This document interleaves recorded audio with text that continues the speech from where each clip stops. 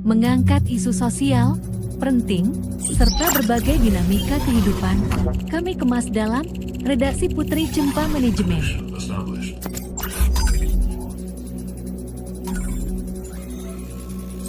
Assalamualaikum warahmatullahi wabarakatuh. Salam bahagia, salam sejahtera, salam Putri Cempa. Perempuan itu cantik, cerdas, mandiri, proaktif, dan agamis. Teman-teman, tidak habis rasanya kalau kita membahas tentang dunia anak. Betapa anak ini adalah kebahagiaan seorang ayah dan ibu. Anak ini adalah kebanggaan bagi para orang tua. Anak adalah generasi bangsa. Anak ini yang bisa mengobati segala kegundahan, kegalauan di saat kita sudah pulang kerja, melihat anak-anak yang lucu, menyenangkan, itu bisa menjadi hiburan bagi orang tua. Tapi juga banyak anak yang kadang-kadang menjadi malapetaka bagi orang tuanya. Kemarin kita mendengar peristiwa ada seorang anak yang orang tuanya menjadi pejabat, kemudian dia naik mobil ke sekolah, tapi diingatkan oleh gurunya, malah kepala sekolahnya yang dimutasi. Gara-gara berani seorang guru dianggap berani menasehati anaknya pejabat. Padahal mohon maaf teman-teman, mestinya orang tuanya meskipun dia pejabat, mestinya sadar bahwa sudah menjadi tugas seorang guru untuk menasehati, mengingatkan, mendampingi generasi muda, dalam hari ini anak didiknya menjadi generasi yang baik. Tapi faktanya orang tua malah gak terima, seakan-akan wong aku iki pejabat kok, anakku kok nduk wane-wane nduk ilokno ngene, malah kepala sekolah yang dimutasi. Tapi karena gerakan-gerakan massa, support system yang luar biasa dari institusi sekolah, akhirnya dikembalikan lagi jabatan beliau. Tapi ada beberapa yang akan kita bahas tentang dunia anak. Siapa sih sebetulnya yang paling bertanggung jawab terhadap pendidikan anak? Yang paling bertanggung jawab terhadap pendidikan anak adalah orang tuanya. Orang tuanya itu apakah ayahnya dan ibunya? Yang paling bertanggung jawab adalah sebetulnya ibunya, karena ibu adalah madrasatul ula, sekolahan pertama bagi anaknya. Maka pesan saya kepada para laki-laki, para generasi muda, cowok-cowok yang ganteng-ganteng, pilih ibu yang baik untuk anak-anakmu. Pilih ibu yang berpendidikan, pilih ibu yang berakhlakul karimah. Jangan hanya mikir yang penting bojoku ayu tak keloni kepinu, tapi background-nya itu perempuan-perempuan yang tidak baik. Na'udzubillah min dzalik. Kita tidak sebut profesi, tapi kita tahu siapa jenis perempuan yang baik dan tidak baik, tergantung dengan lingkungan sosial di mana kita tinggal.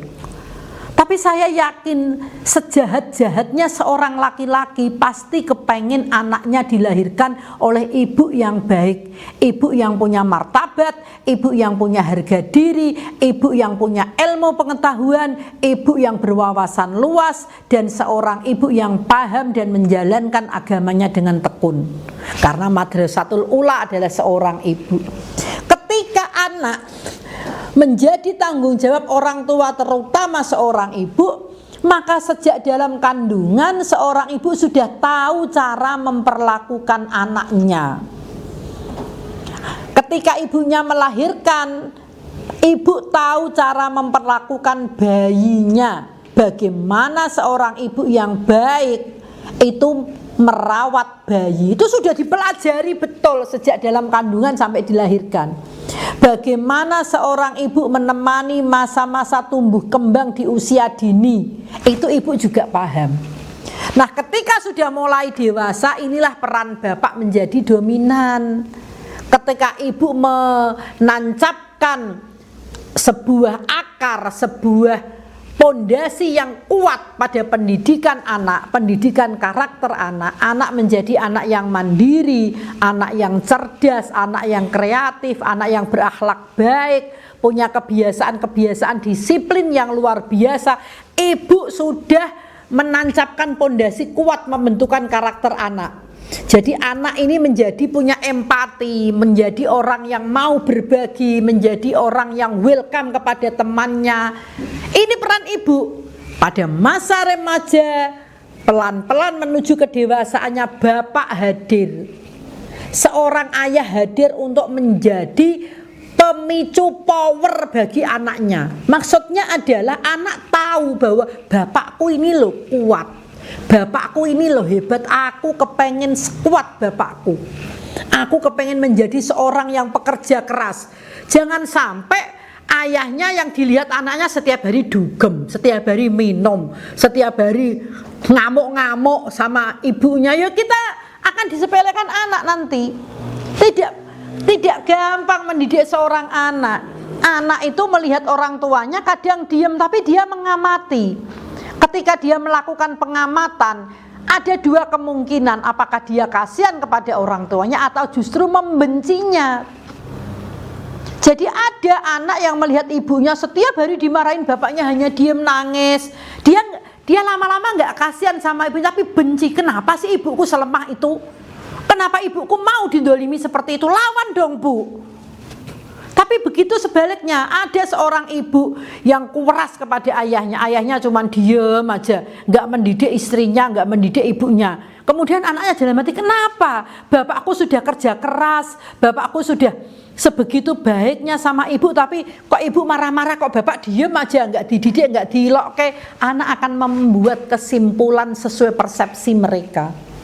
Beda ketika dalam rumah tangga itu ada kehidupan yang normal, ada kehidupan yang wajar, ada kehidupan yang proporsional, ada kehidupan yang hangat, ada kehidupan yang harmonis. Anak akan melihat ketika bapak dolim kepada ibunya, ibunya berani melawan. Pak, jangan begitu dong, kita selesaikan bareng-bareng. Oh iya bu, aku minta maaf, aku sudah salah. Anak melihat, wah bapakku jantan, gentleman, sportif. Kemudian ibu juga begitu, ketika ya pak sudah aku nurut manut, yang baik bagaimana, yang penting semuanya kita kompromikan, kita musyawarahkan. Anak akan melihat, wah ibuku ternyata memang walaupun bekerja sendiri segala macam masih nurut sama bapak. Ini menjadi kesimpulan dan proses kehidupan anak berjalan terus sampai mereka dewasa.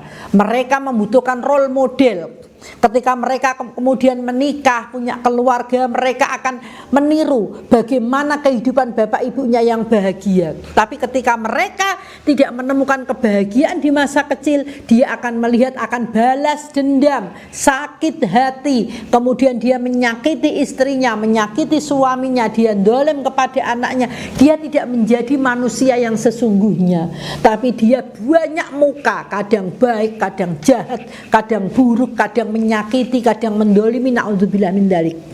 Teman-teman, pendidikan anak ketika dibebankan kepada orang tua dan orang tua merasa tidak mampu, maka orang tua wajib untuk mendidik anaknya di sekolah formal maupun non formal. Jadi pendidikan ini penting teman-teman. Bagaimana seorang tua ini memilihkan lembaga pendidikan yang dianggap mampu mendidik anak-anaknya. Tidak harus pondok pesantren, tidak harus homeschooling. Sekolah biasa pun, asalkan kita sadar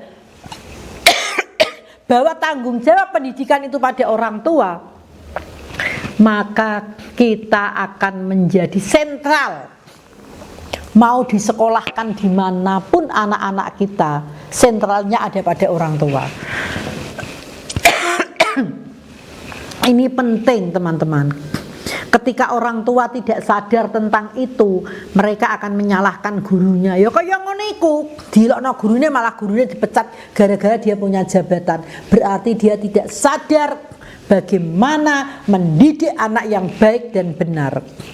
Kalau dia sadar mendidik anak baik yang benar, justru dia akan, ketika anak mengadu, Pak aku mau pakai mobil, malah dia, ya kamu yang salah, masih sekolah kau pakai mobil, jangan gaya-gayaan dong. Itu mobil punya kamu, mobil punya papa, nggak boleh seperti itu. Lihat teman-temanmu, banyak yang nggak bawa mobil kok. Nah ini pendidikan. Inilah harusnya cara dan wawasan orang tua untuk mendidik anaknya. Kalau kepengen anaknya jadi baik, kalau kepengen anaknya jadi buruk, lawan gurumu ya, jadi bajingan tenan anaknya. Gak Nggak boleh seperti itu. Naudzubillah min dzalik. Banyak orang tua yang sok-sokan.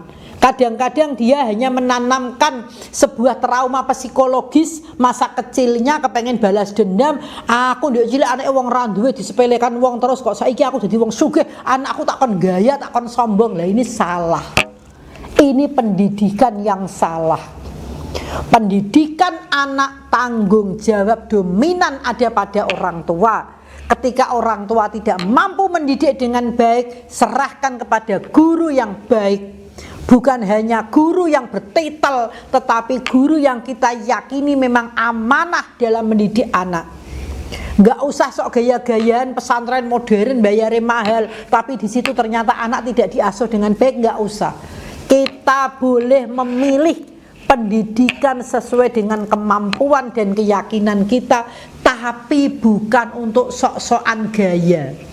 Tapi murni memang pendidikan demi kebaikan, demi bekal untuk anak-anak kita. Teman-teman, apa yang harus dilakukan orang tua supaya anak-anak itu tumbuh dan kembang menjadi anak yang solih dan solihah? Yang pertama, orang tua memberi teladan yang baik. Yang kedua, orang tua berani tirakat, poso, sodakoh dan sebagainya, berani untuk anak-anaknya. Di samping kita menjadi teladan yang baik, harus berani tirakat. Yang ketiga, orang tua berani membiayai.